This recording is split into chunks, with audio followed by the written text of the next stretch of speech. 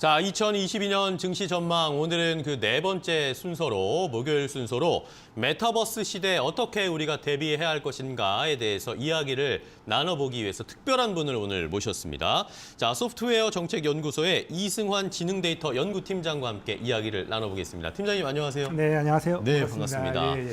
자, 저희가 연말 특집을 이제 이번 주에 준비를 하면서 제가 너무 궁금했고 또 꼭 알고 싶어서 이 메타버스 분야를 꼭 넣어야 된다라고 특별히 강조를 했는데 예. 오늘 팀장님께서 함께 해주셔가지고 너무나 저는 기쁘고요. 예. 저도 궁금한 것들을 많이 물어볼 것이고 뭐 시청자분들도 네. 워낙 이 메타버스에 관심이 많으시니까 하나씩 좀 궁금증을 해결해 드리길 좀 부탁드리겠습니다. 네, 알겠습니다. 네, 좋습니다. 자, 그러면 가장 먼저 뭐 많은 분들이 이번 올해에 여러 가지 이슈와 키워드들이 있었지만 가장 또 최근 후반기 들어서 가장 뜨거웠던 이슈가 아무래도 메타버스와 관련된 게 아닌가 싶습니다.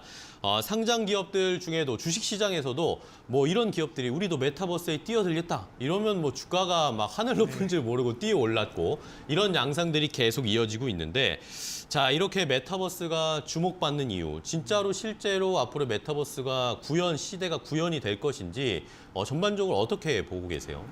예, 지금 메타버스는 정말 스치기만 하면 오른다고 정말로 관련된 기업들이 네. 그런 표현들을 쓰시는데 그런 이유가 저는 이제 사실은 복합적인 이유인데 먼저 네. 이제 기술적인 측면이 먼저 있는 것 같아요. 예를 들면 기술적인 측면에서 우리가 이제 올해 어떠한 혁명적인 변화가 생기는 해는 굉장히 중요한 플랫폼과 기기들이 이제 집중적으로 나타나기 시작하는 시기가 있거든요. 그렇죠. 근데 그게 바로 작년 말부터 올해까지 그런 플랫폼과 기기들이 집중적으로 발표되는 시기입니다. 예를 들면 이제 작년 10월 달에 젠슨항이 메타버스가 온다라고 얘기하면서 옴니버스를 발표하게 되죠. 그게 작년 10월 달이고 그게 바로 옴니버스라는 게 이제 현실에 있는 물리 법칙을 가상 공간으로 만들어서 시뮬레이션 할 수 있는 그런 저작 도구 굉장히 중요한 플랫폼이고요. 네. 그리고 2월 달에 우리가 많이 알고 있는 이제 포트나이트라는 게임을 제작하는 그렇죠. 에픽 게임즈가 메타 휴먼 크리에이터라는 걸 만드는데 그게 바로 가상의 인간을 누구나 쉽고 빠르게 공짜로 만들 수 있는 그런 저작 도구죠. 역시나 중요한 플랫폼이고 3월 달에는 마이크로소프트가 메쉬라고 하는 또 플랫폼을 또 발표를 하죠. 그리고 4월 달에 바로 국방부가 25조짜리 대형 계약을 맺습니다. 그리고 메쉬는 사명을 바꾸고, 메타라는 회사는 이제 그렇죠. 사명을 바꾸고 호라이즌이라는 플랫폼을 또 준비를 다 끝내놓고 그리고 오큘러스 퀘스트 2라는 기기는 이제 이미 올해 1000만 대를 지금 상회를 했기 때문에 굉장히 중요한 기기로 또 이제 주목을 받고 있죠. 그러니까 이런 것처럼 굉장히 지금 이게 모두 다 지금 올해 안에 일어난 일들이거든요. 그렇죠. 그러니까 과거로 우리가 돌아가 보면 2007년도에 모바일 혁명이 시작됐던 시기인데 그때 아이폰이 등장을 했고 iOS가 등장을 했고 앱스토어가 등장을 했고 그렇죠. 안드로이드 마켓과 안드로이드가 등장했던 시기가 2007년도입니다.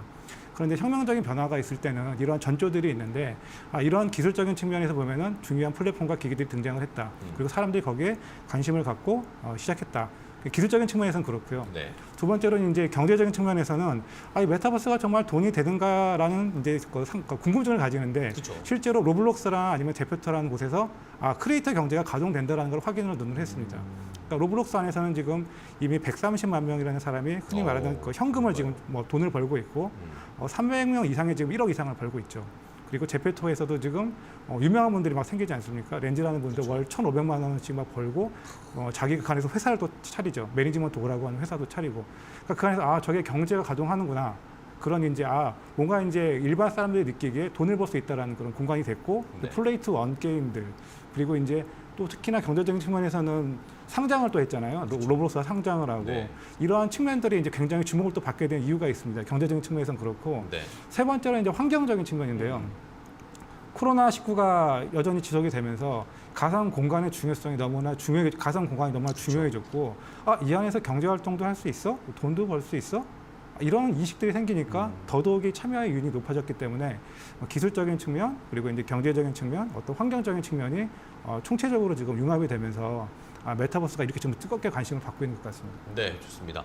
자, 메타버스가 올 한 해 이렇게 뜨거웠던 이유를 뭐 기술적, 경제적, 환경적인 이유로 하나씩 좀 분석을 해봤는데 자, 이러다 보니까 많은 기업들이 이제 우리도 메타버스의 시대에 함께 하겠다라는 식으로 많이 들어오고 있는 상황입니다. 다양한 분야에서 활용도 되고 있는 상황이고 자, 그렇다면 지금 아까 말씀해 주신 여러 가지 메타버스에 관련된 플랫폼이나 이런 성장성이 있는 기업들이 치고 들어오고 있는데 그렇다면 이 메타버스 안에서도 우리가 좀 성장이 기대되는 그런 산업군은 뭐가 있을까요? 예, 사실은 이제 메타버스가 적용되는 분야가 전 산업과 사회이기 때문에 네. 사실은 전방위적으로 일어나고 있긴 하지만은 이제 조금 더 집중적으로 관심을 조금 가져봐야 될 어떤 분야가 첫 번째로는 이제 메타버스가 일하는 공간이라는 거죠. 우리가 메타버스를 많은 분들이 그냥 게임하는 공간, 그냥 잠깐 소통하는 공간으로 굉장히 인식들을 많이 하시는데 이제 실제로 직원들이 일할 수 있는 공간으로 진화를 해 나가고 있다는 측면이고 이번에 이제 그런 일하는 플랫폼들이 굉장히 또 많이 발표가 됐죠. 이제 호라이즌 안에서 워크룸스라고 하는 일하는 공간, 그리고 마이크로소프트가 이번에 이제 이그나이트에서 발표한 팀즈라는 어떤 일하는 방식의 솔루션들을 공간 안으로 일할 수 있게 메시포 팀즈라고 하는 그런 일하는 공간들을 마련해 놨는데 또 이러한 공간 지금 어떻게 보면 마이크로소프트의 팀즈는 전 세계 2억 5천만 명이 지금 쓰고 있거든요. 지금 쓰고 있는 그 소프트웨어 서비스 자체를 공간으로 자연스럽게 이제 전환을 시키는 거예요. 그러니까 이제는 단순히 그냥 어떤 영상이나 채팅이나 아니면 이미지로만 우리를 만나는 게 아니고 공간 안에서 같이 일할 수 있게 만들기 때문에 그런 솔루션들을 내년 상반기 안에 이제 발표하기로 돼 있고 그리고 또 이제 범용으로 일할 수 있는 중요한 메타버스 플랫폼들이 지금 나오고 있음과 동시에 예를 들어서 컴투스라는 회사는 본인들이 스스로 일할 수 있는 회사 공간을 만들죠. 그렇죠. 컴투버스라는 것을 만들어서 직원이 2,500명인데 직원들이 다 가서 일할 수 있는 공간을 또 만들게 되고 이미 직방이라는 회사는 직원이 한 200명 되는데 벌써 본인들이 일할 수 있는 메타폴리스라는 공간을 이미 만들어서 모든 직원들이 다 지금 일을 하고 있죠. 네. 오프라인 건물이 없으니까요. 점차적으로 이제 코로나가 쉽게 사그라들 것 같지 않고 일을 하는 방식에 있어서 기존에 있던 2D 기반의 한계들을 이 공간으로 들어오게 하면서 이제 극복을 하게 되니까 일하는 측면이 굉장히 중요해졌고요. 네. 그리고 이제 또 섹터 측면에서는 작년에 굉장히 많은 섹터들이 참여를 많이 하셨지만 특히나 이제 금융권, 그렇죠. 은행 네. 쪽에서 굉장히 집중적으로 또 많이 투자를 준비하시고 올해 그것들이 이제 발현되는 시기이기 때문에 굉장히 주목을 하셔야 될 것 같고요.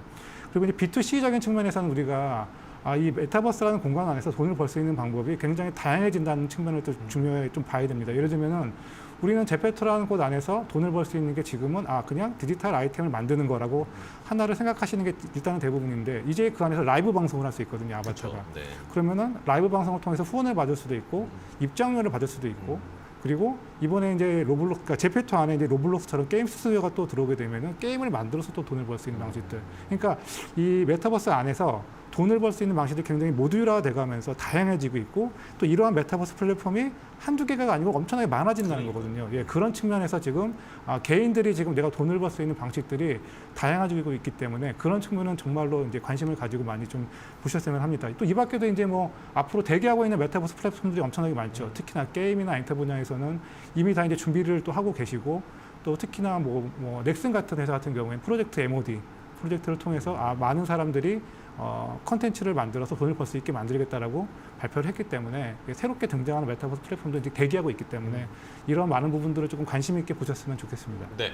자, 말씀해 주신 것처럼 NFT, 이 메타버스 쪽이 이제 경력을 뭐 가리지 않고 전 분야에 펼쳐지고 있는 상황이 그 안에서 무궁무진한 가능성들을 지금 탐구를 하고 있는 상황인데 자, 메타버스뿐만 아니라 또 최근에 시장에서 또 핫했던 이슈라든지 키워드가 이 메타버스와 연동이 되면서 NFT와 관련된 이 투자에 대해서도 관심이 굉장히 많아지고 있어요.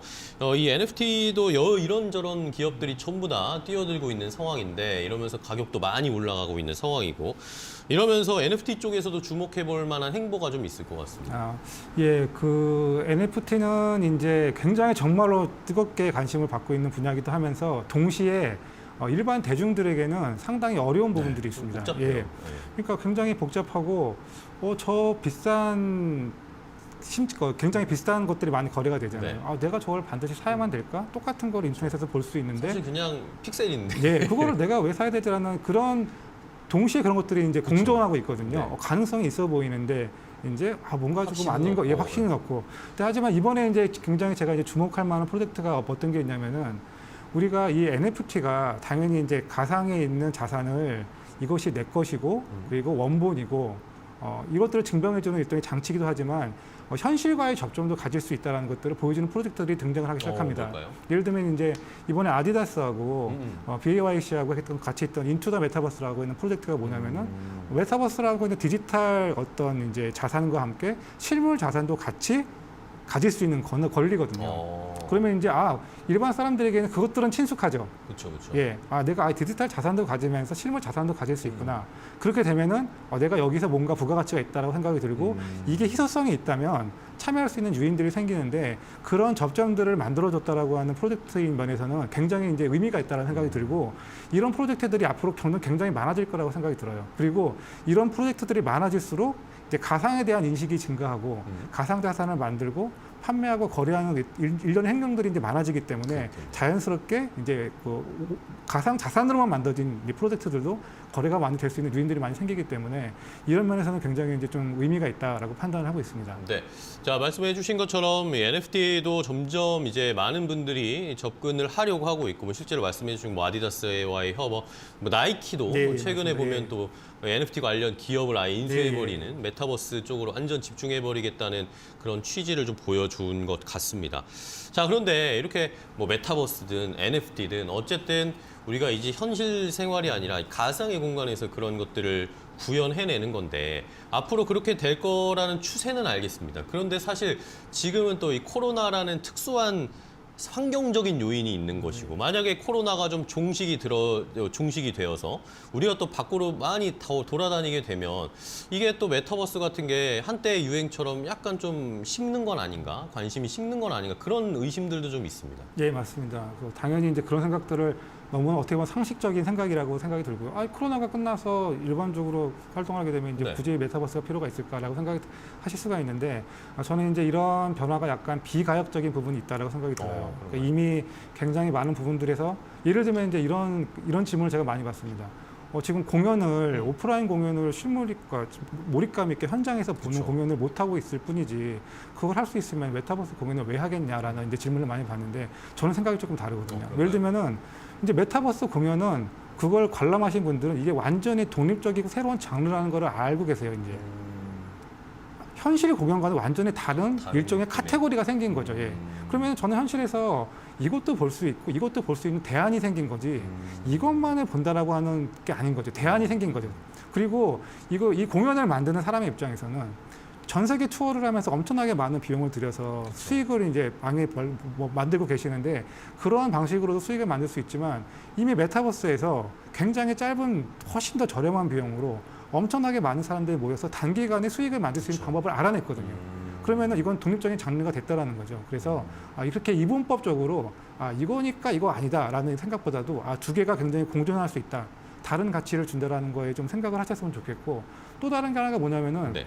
메타버스가 반드시 가상에만 있지는 않습니다. 우리가 메타버스의 유형들을 볼 때 현실 위에도 우리가 메타버스 구현을 할 수 있잖아요. 가장 쉽게는 우리가 포켓몬고를 현실에서 해설편을 내서 포켓몬고를 보는 것도 증강되어 있는 형태들인데 아까 제가 공연을 잠깐 더 말씀을 드리면은 그러면 이제 현실에서 공연을 본다고 했을 때 이제는 현실 공연에서도 홀로그래픽이나 전혀 다른 방식을 통해서 우리가 이제 고인이 된 가수들과 같이 합동 공연도 하고 무대에 갑자기 아바타가 등장을 하기도 하고 그렇죠. 이런 연출들을 하게 되거든요. 이건 이제 오프라인에서 일어날 수 있는 공연들이 다 이루어지고 있거든요. 그러니까 이 메타버스는 가상에도 있지만 현실 위에서 접점도 가지고 있기 때문에 현실이 왔기 때문에 이것들은 이제 다 사라진다라는 개념이 아니라 두 가지 형태 다 존재할 수 있다.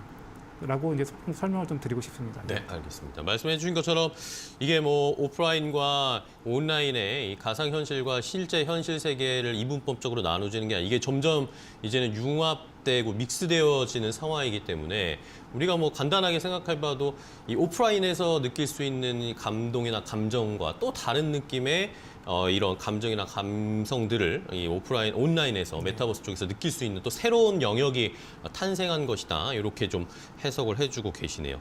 자, 그렇다면 이제 좀 투자적인 측면에서 저희가 투자하는 입장의 측면에서 좀 생각을 이어가 보면 자, 이러면서 메타버스에 투자를 해야 된다. 메타버스 관련 종목들도 많이 선별이 되고 있고 이야기들이 나오고 있지만 이게 복잡하니까 이 뚜렷한 이 메타버스 관련 종목이 잘 안 보이니까 네. 최근에는 ETF들이 계속 막 생기고 있습니다. 네, 우리나라에서도 이 메타버스 관련 ETF가 생겼고 어제 같은 경우에는 또 글로벌 메타버스 ETF가 어제 상장이 됐어요. 이러면서 또 돈이 엄청나게 몰리고 네.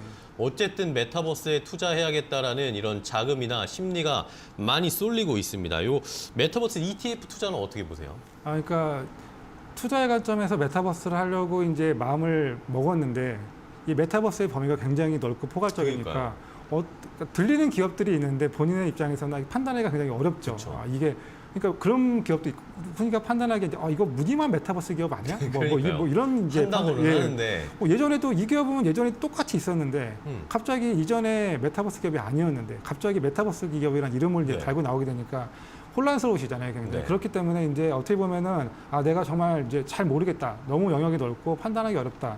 근데 이제 어쨌든 이 ETF에는 기존에 있던 국내 ETF 4개는 국내 기업을 중심으로 그런 것들을 일단 이제 선별해 놨고 이번에 나온 ETF는 이제 글로벌 ETF죠. 그렇죠. 해외 기업 해외 기업들 다 포함이 돼 있기 때문에 자신이 없다라고 하게 되면은 이제 활용을 하시는 거는 충분히 저는 이제 권고는 드리고 싶은데 대신에 체크해 봐야 될 사항들이 확인해 봐야 될 사항들이 있죠. 뭘까요? ETF 안에 어떠한 종목들이 편입되어 있는지를 당연히 보셔야 되고 그쵸. 예, 운영사의 뭐 운영 규모나 이런 것도 봐야 되는데 저는 여기서 이제 한 가지를 꼭 말씀을 드리고 싶은 게 이 운용사들의 그 종목을 선정을 할 때 뭐 인공지능을 기반으로 선정한 어떤 종목들도 있고 그리고 이제 매출 비중을 뭐 본인들이 판단하거나 여러 가지 기준으로 선정이 되어 있는데 포트폴리오의 비중들이 조금씩 다르세요. 네네. 어떤 그쵸, ETF는 좀 이제 인프라적인 측면에 굉장히 강조가 되어 있는 ETF가 있고 또 어떤 ETF는 소프트웨어나 컨텐츠 플랫폼이 조금 더 강조가 된 부분이 있고 근데 대신에 그 ETF 내종들에 편입되어 있는 종목들을 보시면은 굉장히 공통적으로 등장하고 있는 기업들이 있습니다. 겹치는. 예.